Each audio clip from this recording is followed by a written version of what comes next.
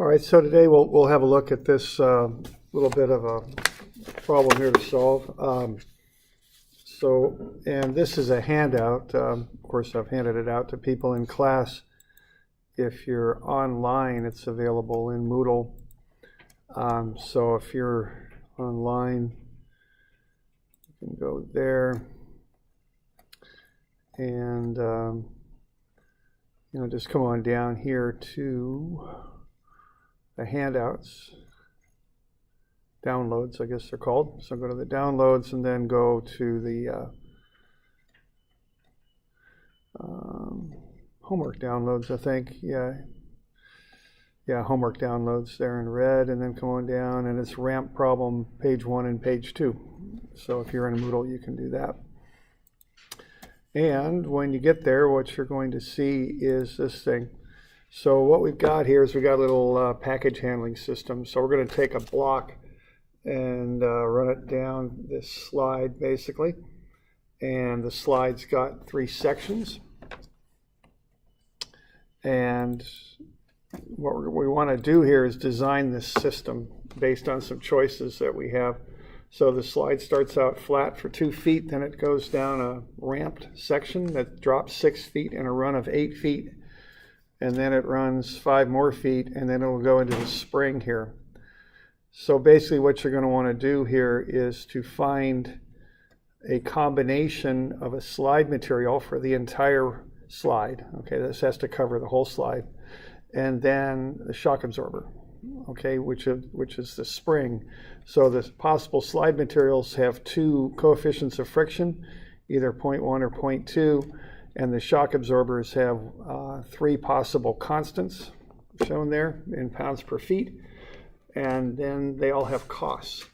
So what you're going to want to do, I think, here is to come up with a table and investigate how much spring compression you would have for the different combinations of ramp, coefficient, and spring constant. And then for the ones that will work, and by working I mean we'll keep the compression at 3 feet or less, because that's the limit that you have on the spring is 3 feet. Then find the cost for the ones that work, and you go with the cheapest one. Okay. So that's what we're going to do here with this. So basically what's happening here is we've just got these blocks, and what they're going to do is slide down the ramp like so, and then they'll hit that spring. So we just want to be sure that the spring does not compress too much for whichever sort of system we've got, okay?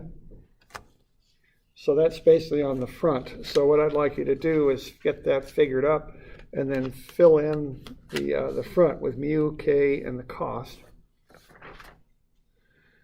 All right. Part 2 is I'd like you to kick this up on a spreadsheet or a MATLAB or something, and that's on either page 2 if you're in Moodle or on the back if you're here in class. So just create a simple spreadsheet and give me a handout of it, or a printout of it, I should say, that has the friction, the spring constant, and the spring compression. And then is either acceptable or not, that's 3 feet compression or less to be acceptable, and then has the cost. Okay. And then, so that's part 2, and then part 3 is to use the system that you came up with. So you came up with some frictional coefficient for the slide, and based on that, let's redesign it and come up with a drop box instead. So we'll go ahead and do this and just let the block drop. And if we're going to do that for the frictional coefficient that you picked in step 1, part 1, what you would then do is figure out how low to set that drop box below the slide. Okay. So 3 things to do. Step 1 is pick a slide and a spring. Step 2 is to get that information on a spreadsheet and figure out the spring compressions with a spreadsheet or MATLAB or Scilab or whatever. And then step 3 is to use the slide you picked in steps 1 and 2 and figure out how low to set the drop box. Okay. And so the deliverables, as they say on this, are this sheet with the front filled out and the calculations attached, and then also a printout of MATLAB, Scilab, or a spreadsheet that shows your work in step 2. Okay. So, any questions on what we're up to here? Doing all right?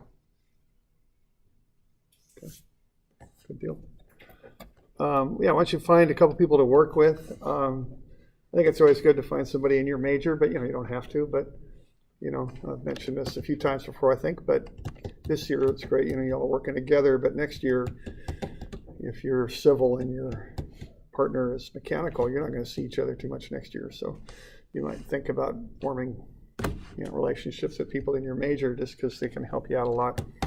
OSU seems to function a lot on group work, and it's always good to have some friends, especially people who work hard and all that. So so see if you can find somebody to work with, or two or three people, or whatever you want to do is fine. And off we go. We'll give this a run. Okay, so we'll kind of walk through this a little bit too as you progress through it. So let's kind of get started and start by coming up with a method. What's the best method to analyze this thing with? I guess is where I'd start. Okay, so any questions? Okay, all right. It's going to be around 1, and then it's going to reduce more. These two are going to be. All right, so you want to do work energy on this. It's going to be the same amount of work, so I'm putting these two together. And then what you're going to have here is you're going to have two different situations. You got the friction here and here, which will be pretty much the same thing, right?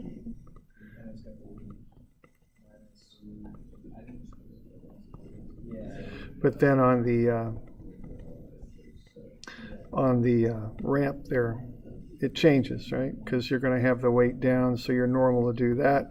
So you're going to have a different force of friction on the ramp. So you want to be sure that you're accounting for that, okay?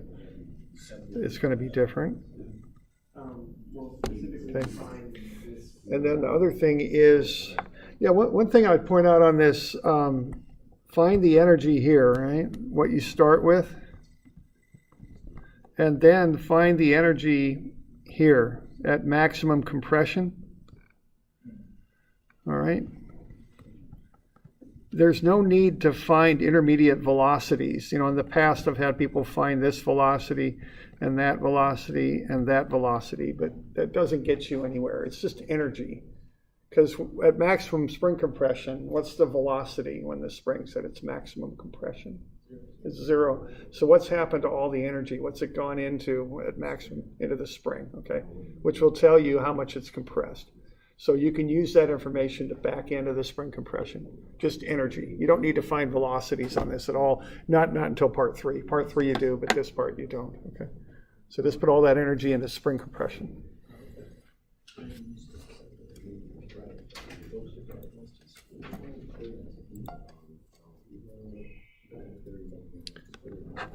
All right, so we just got a few more minutes here. So just get your work equation set up, and basically I would solve it for S.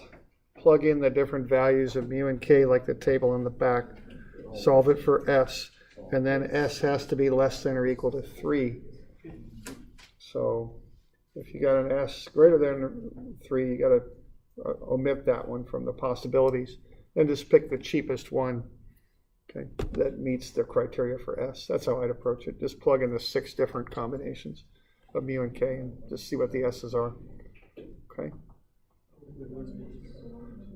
And then this thing's due on Wednesday. It's just another homework problem. Everybody should turn one in from your group. Okay. You good with that?